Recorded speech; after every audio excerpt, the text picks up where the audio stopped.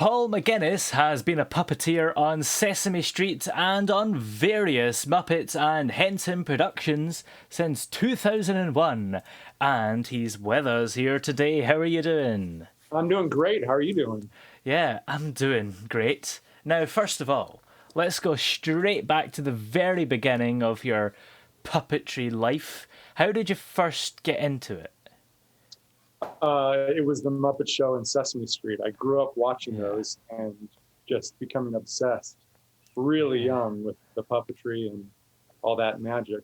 And I just never stopped watching those shows. So, eventually I tried to build some puppets and started to perform, and that was around high school, and then I was off to the races.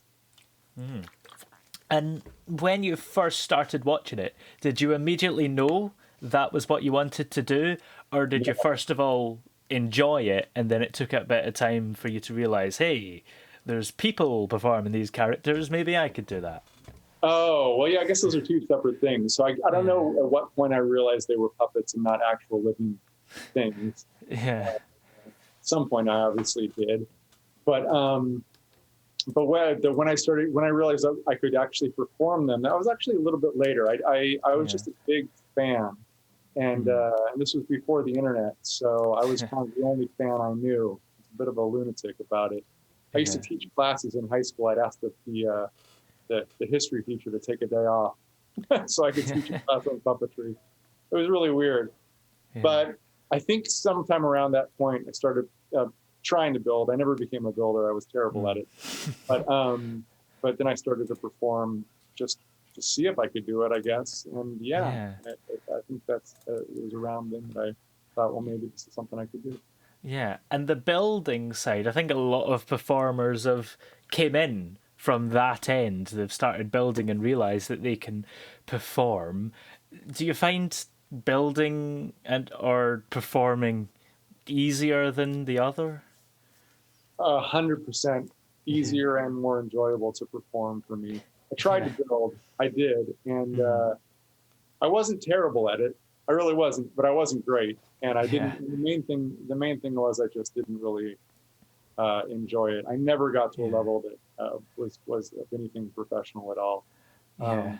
But I did not really have the skills I think required, and more importantly, I didn't have the passion for it.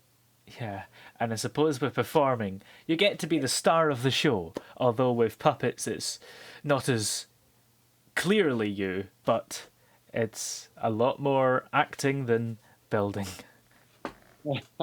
Yeah, I guess so. It was just, building was never something I think I was grateful the day that I was able to come to terms with the fact that that was not something I could or wanted to do.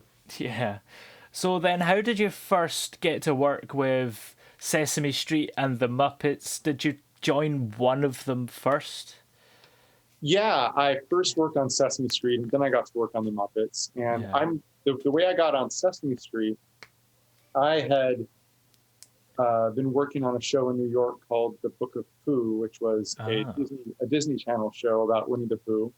And they used tabletop Bunraku style puppets, which are puppets that require about 3 puppeteers to perform. And I really threw myself into that. And there was also a lot of Sesame Street puppeteers who worked on that show. So it just so happened that I ended up getting a call one day from Sesame Street asking me to come in and work one day. I never actually auditioned. I never actually found out who recommended me either. I'm assuming it was one of the Sesame Street puppeteers that I worked with on Book of Pooh. But I worked one day in 2001, I think. It was, I can date that because I know it was right after 9/11, because we were doing a song called We Are All Earthlings with Jill Scott, and it was kind of about coming together after 9/11. So that's where I can date it. But I'm not even sure what episode that is. I think I'd have to look that up. Yeah. And was it quite daunting going into Sesame Street, which at that point had still been a long running show, even though that was 20 years ago now? Absolutely. Well, it was just mind-blowing. It was so surreal to walk onto that set that I knew so well. Yeah. and to see those puppets that I knew so well and to see them in real life. I think everyone has that experience when you walk on that set for the first Yeah. time. And because you'd been trying to build puppets for a while and being a fan of these characters, were you also a fan of some of the performers and maybe were a bit starstruck meeting them? Absolutely. Huge fan, absolutely starstruck. Yeah.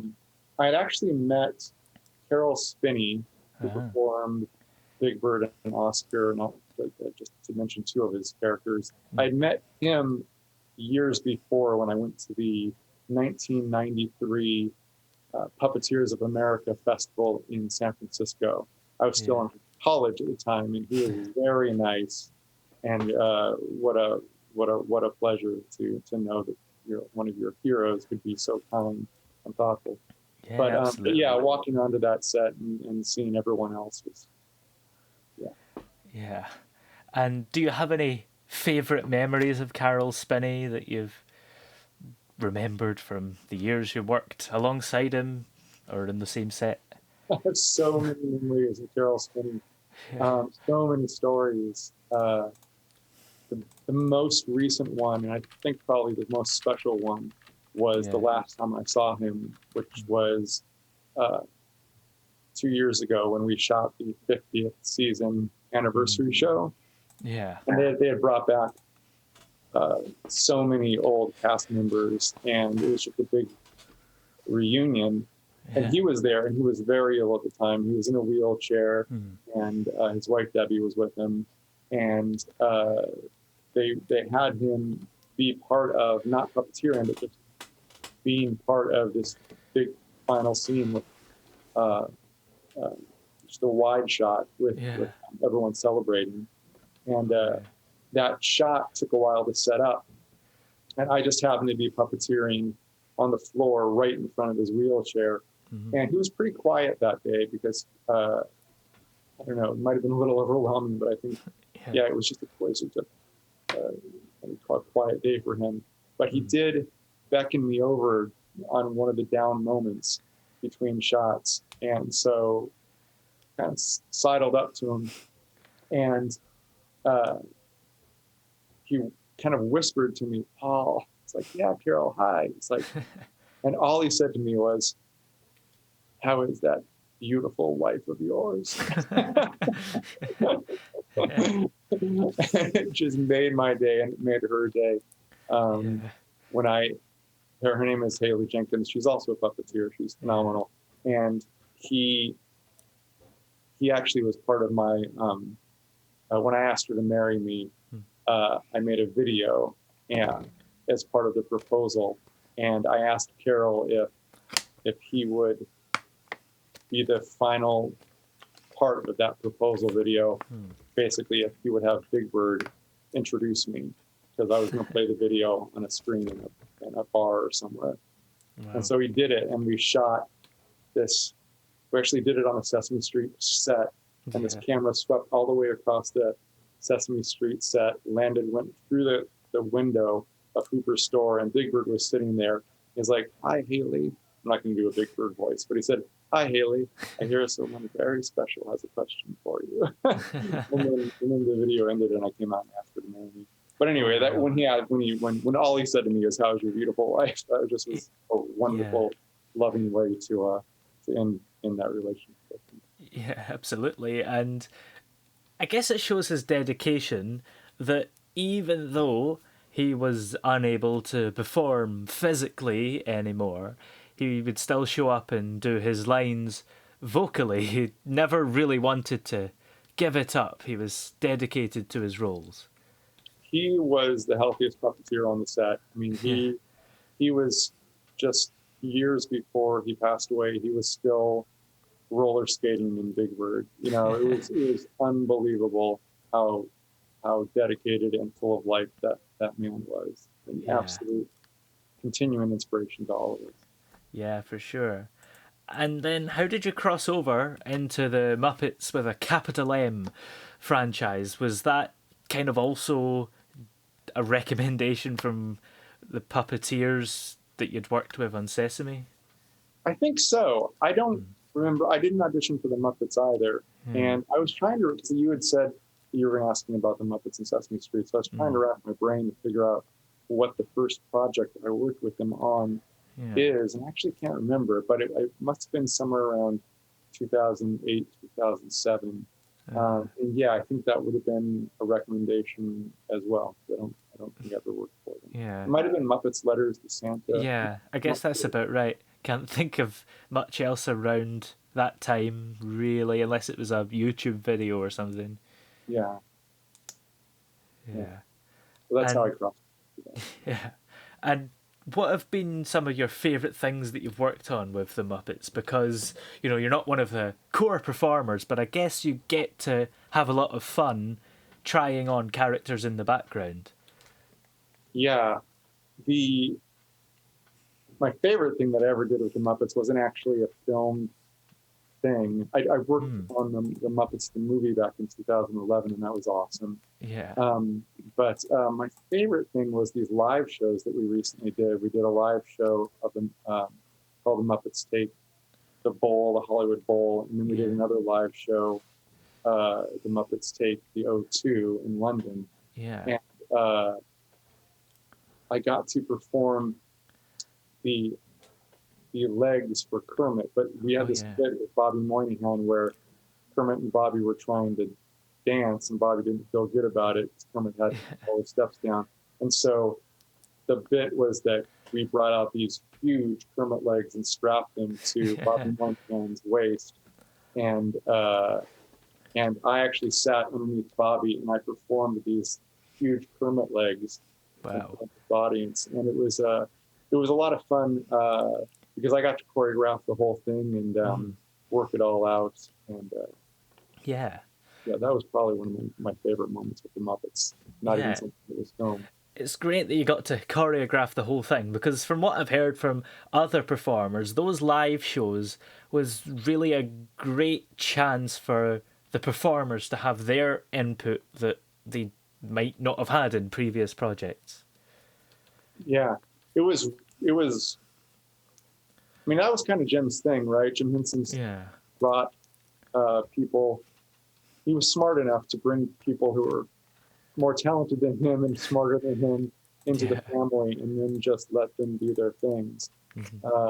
And so, you know, with the Muppets, that philosophy, especially behind those shows, was the best idea wins. So just let's make this the best show we can. And that's kind of, I think, a philosophy on a lot of shows that I've worked on is let's make this collaborative, you know, let's really try to figure out the funniest, quickest, the funniest or the best way to put this particular thing together. Yeah.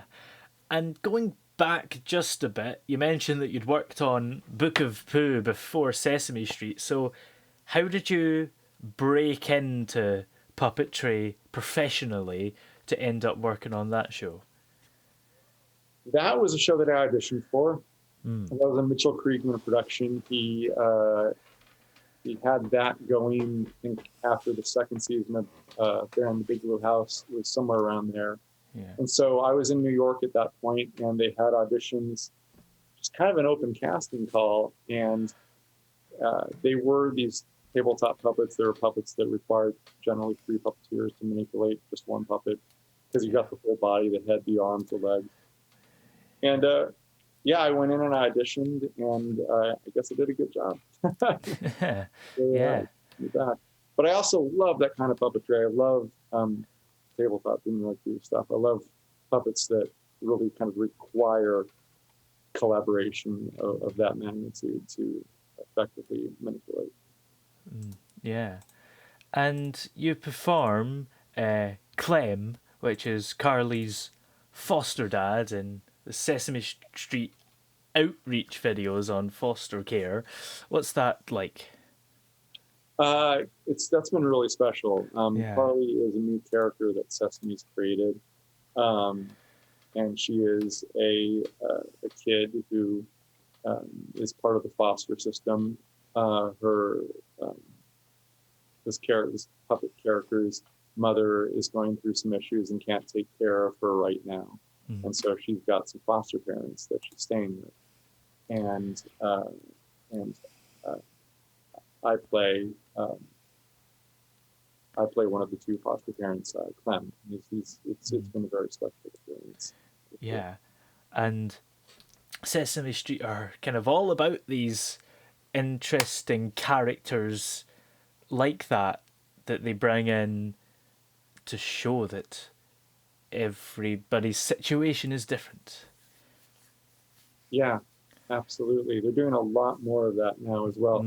It used to be just, not just, but it used to be done quite a bit for they call them outreach videos. Yeah.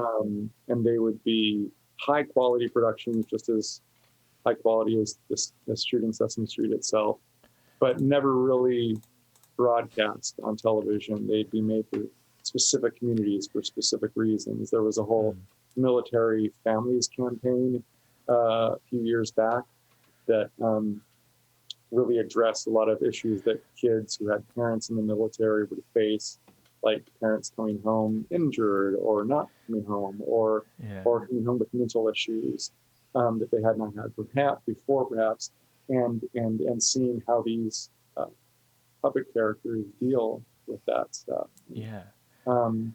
So Sesame Street has done lots of different outreach campaigns, and this foster campaign is just one of them. But more recently, they've addressed racial issues, and some of this now is starting to cross over into Sesame Street itself, the actual show. So it's these issues are these new characters are no longer just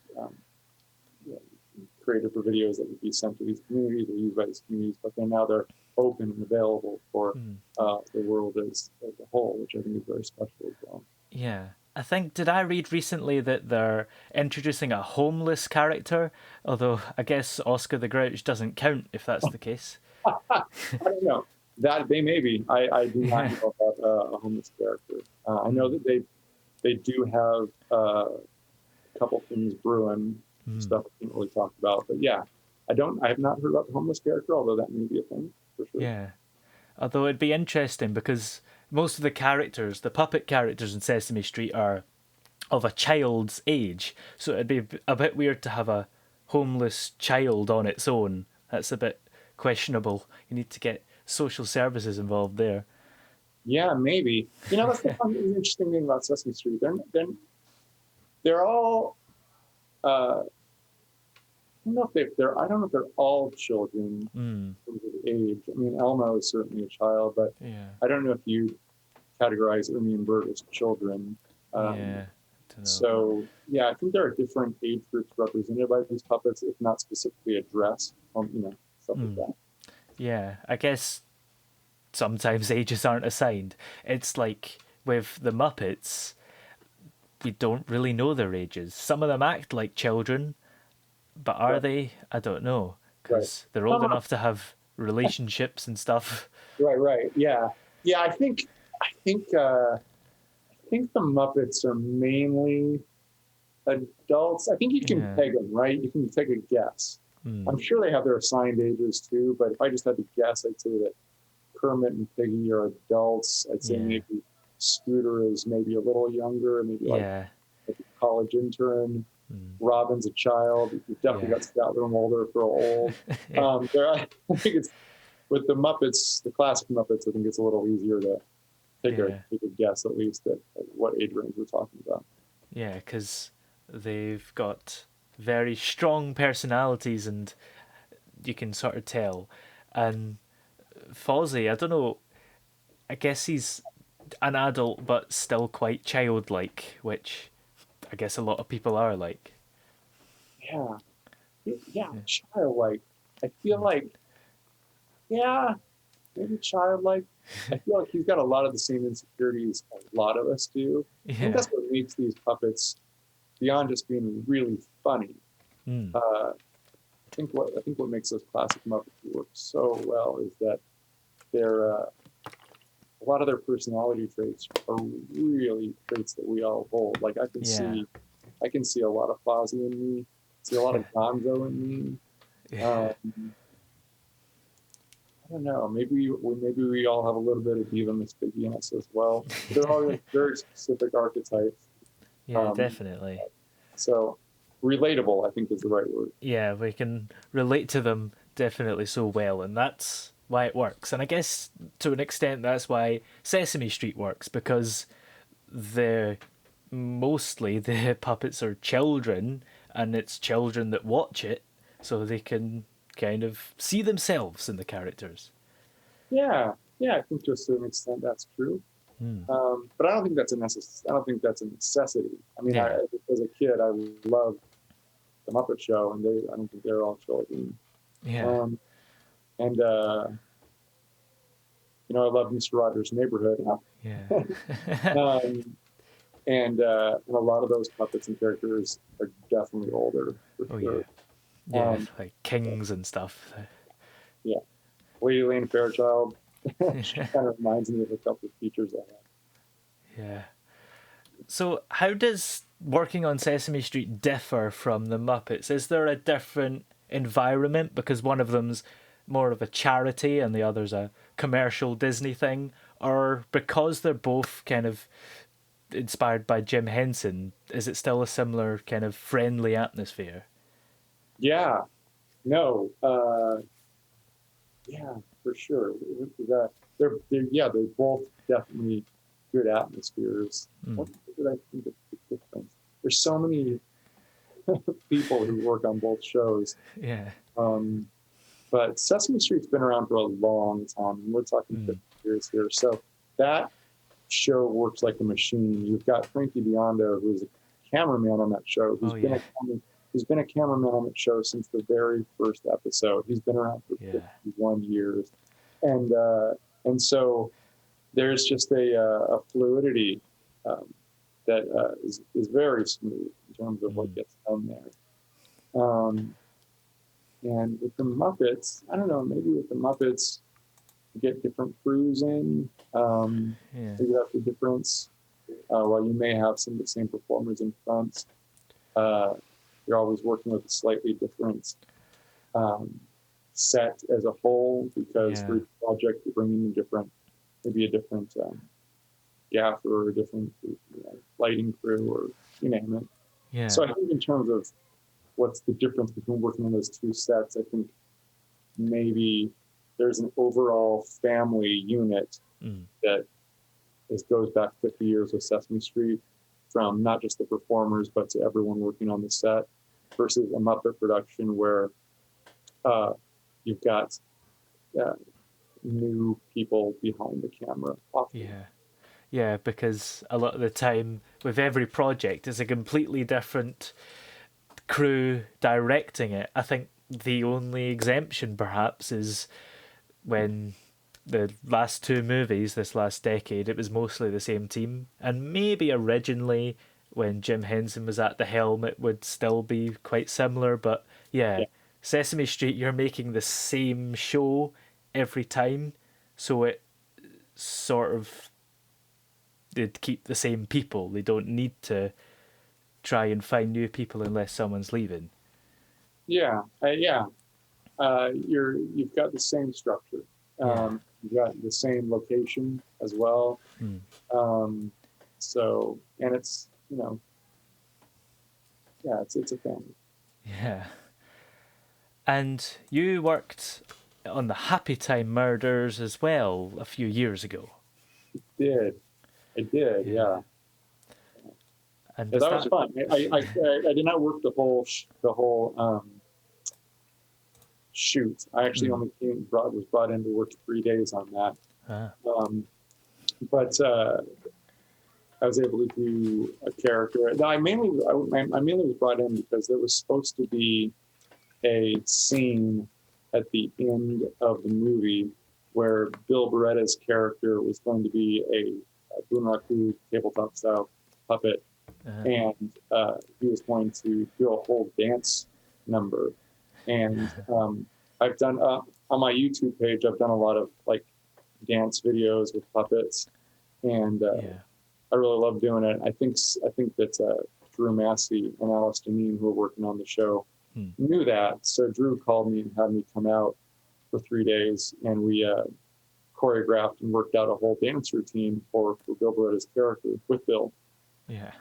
And we shot it. It was pretty cool. And then it got cut. It got left on the cutting room floor, unfortunately. Like a lot of that film. Yeah. I think a lot of that film got edited. Yeah. But yeah, I did do one other character, which was fun when I was there. But yeah, that was my involvement with that. Yeah, and I guess a lot of that film didn't turn out how Brian Henson intended it to be, but I think nevertheless it's not as bad as everyone seems to think it is. I think feel the same way. Is that funny? I really do. I never understood.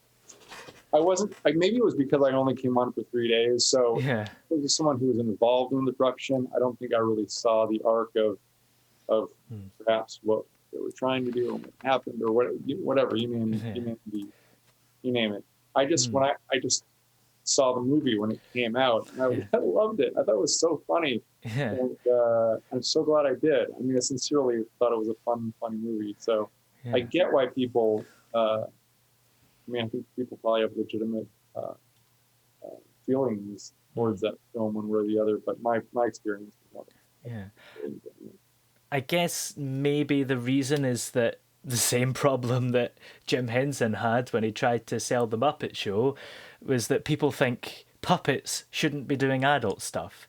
Whereas maybe if you replace the puppet characters in that film with humans, people wouldn't think of the film so badly. So really, it's good. Yeah.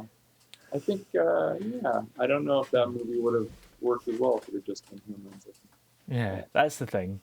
Yeah. Well, I guess a lot of the plot wouldn't work because there's a whole thing of puppets don't kill puppets or whatever. Right. Yeah. And Earth to Ned, you worked on that. That's a kind of newish Disney Plus series from last year as well, right? What did you do on that? Earth and Ned, again, just another show that I worked one episode on. I was out in LA working on Crank Yankers, which is a show I've been doing for about 6 seasons. Yeah. And they shoot that out in LA. And so they brought me to work one day on Earth and Ned. But it was really fun. Oh my God, have you seen it? I haven't actually had the time. I always keep forgetting. I will watch a couple of episodes one day. Yeah, it's basically a show where this alien comes down to Earth, and he's got a mission when he comes down to Earth. But once he gets here, he realizes he just loves human culture, and so he starts his own talk show. And he's got a sidekick, and he brings on real life celebrities, and it was so good. The puppets were on the set. First of all, the set was huge. They shot it on the Jim Henson lot on La Brea in Los Angeles at the Jim Henson Studios, and it was just a massive stage.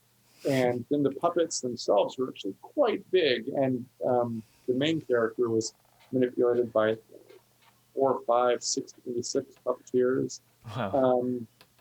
And there was just a lot going on to make that show the way it did. So I was thrilled to be part of it for the couple days that I worked on it, and I have watched the show, and I think it just came out spectacularly. All the puppeteers and the writers and everything, it's a smash. So I hope it comes back. Yeah, hopefully. And what have you been up to more recently? Have you still been working on Sesame Street during this COVID time? So I have not. They have been shooting some stuff for Sesame Street, but a lot of, after March of last year, a lot of productions were shut down for quite a while. Yeah. And a lot of Sesame Street during those months started to shoot remotely. So they send the puppeteers a whole setup, lights, backdrop, sound equipment, and then they would work with them to shoot segments that could be mixed together Zoom style or just solo, but shot from the puppeteers' houses. It's kind of an interesting thing. You'll see the products of a lot of those early months during COVID, showing puppeteers' bedrooms, or it's kind of fascinating. Yeah. But they did a lot of great content during that time as well, and they never lost the drive of what curriculum wise, like Sesame Street, so strong. Yeah. But I personally I did not do anything on Sesame Street. I know what they were doing with the puppeteers. I know a lot of them. They've told me. But for me, more recently, I've been working. We're in the middle of shooting Crank Yankers right now. It's the 6th season, so I've been working on that for the last few months, and then I took a break from that, and I'm working on Don Quixote right now, which is a show that's been shot for PBS in Chicago. And then I'll go back to Crank Yankers to finish off that season in a couple weeks. Yeah. So I've been bouncing between those two shows. And then other than that, just,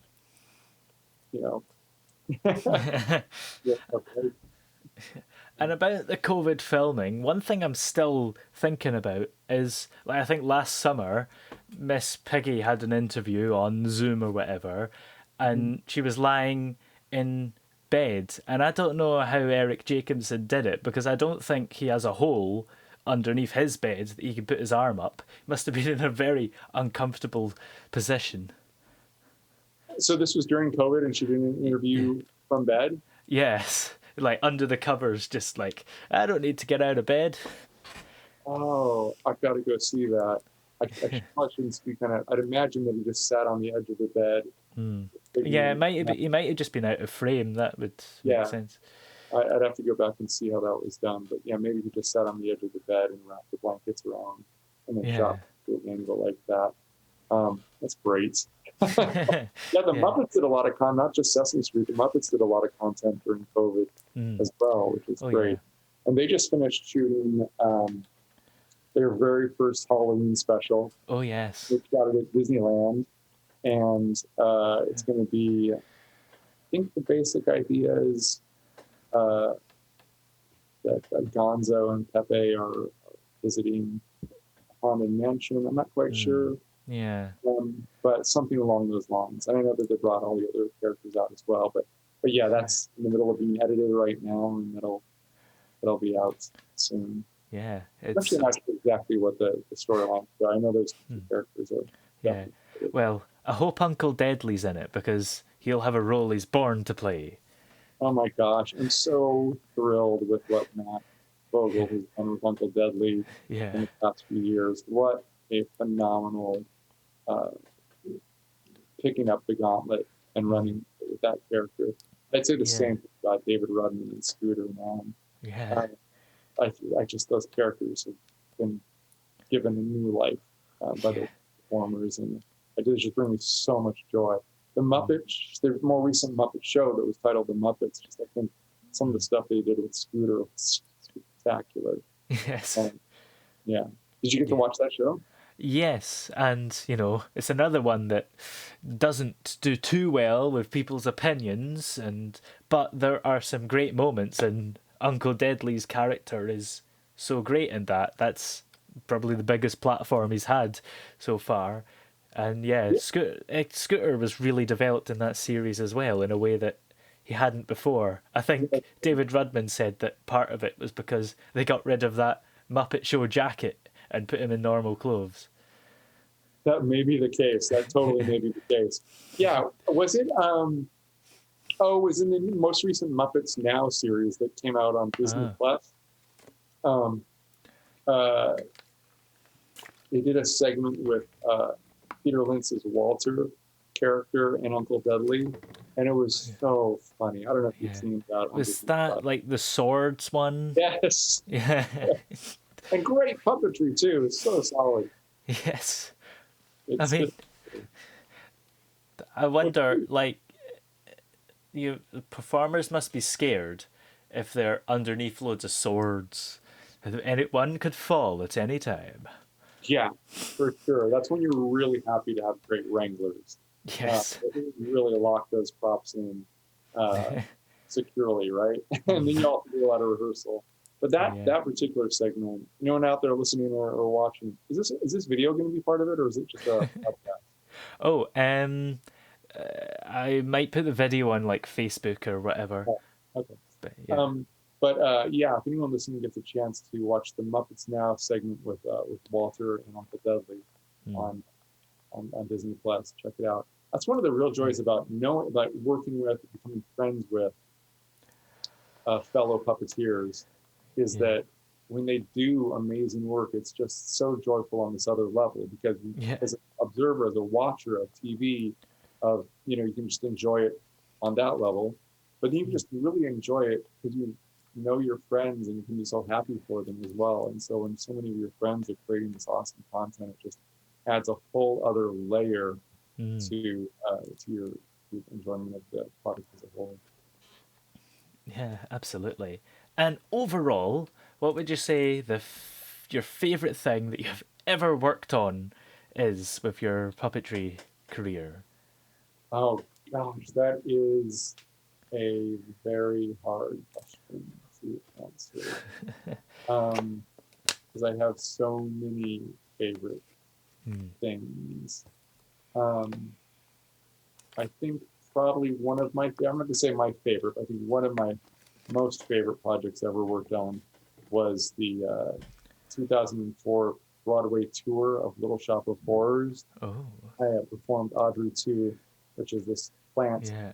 character. There are 4 different iterations of this plant. The puppeteers get to do 3 of those 4 iterations during this musical. And it's just a great musical to begin with. I loved doing that puppetry. And then because it was a tour for a year, I just became really close friends with everyone on that show. And we still, after 16, 17 years now, we're still all friends. During COVID, we got together for a couple of big COVID parties and, parties during COVID. COVID parties. Like a chickenpox party for COVID. But I think that was probably one of my most favorite things. I loved working at the O'Neill Puppetry Conference, which was a conference that happens every year in Connecticut, and you go there for a week, and you, at the end of the week, you have created and then you perform for a live audience some show. So it's just a real, trial by fire every time you do it. That's super exciting. But then I've also loved all the Muppet stuff and all Frank Tinkers and all the other stuff I've done. So I know I'm trying to weasel out by not saying that I'm a particular favorite thing, but truly this career has given me so many different moments where I've just had to stop and smile. Yeah, absolutely. And I guess you're enjoying it as well. It's good to have a job that you enjoy. Absolutely. I mean, I love with any job, you think you have days where you don't feel great about what you're doing, and a lot of self-doubt, and you name it. Yeah. But overall, I've been very lucky to have a job that I enjoy, for sure. And are you hopeful that you'll be able to go back to Sesame Street sometime soon and be there and see it all again? I'm sure I will at some point. I'm basically, I'm a day player, so I don't work full seasons. But whenever, hopefully there might be some more stuff with Clem. We'll see. Yeah. But yeah, it's always a pleasure to go back and work on that show. Like I said, it's truly family and everything. Yeah. Well, if we're interested in keeping up to date with you everywhere, where can we do that?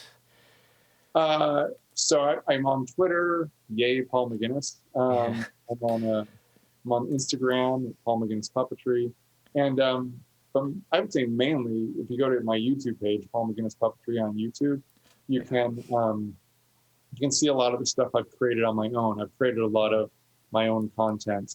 And it's mainly like I said before, a lot that has to do with puppets dancing. But I'm really proud of it. And I think that if I were to steer you to anywhere online, I would say go check out that YouTube page and see some of the stuff I've done there. Great. Well, we'll be sure to. And thank you very much for coming on the show today. It's been great to have you here. Yeah. Thank you so much for asking me, Toby.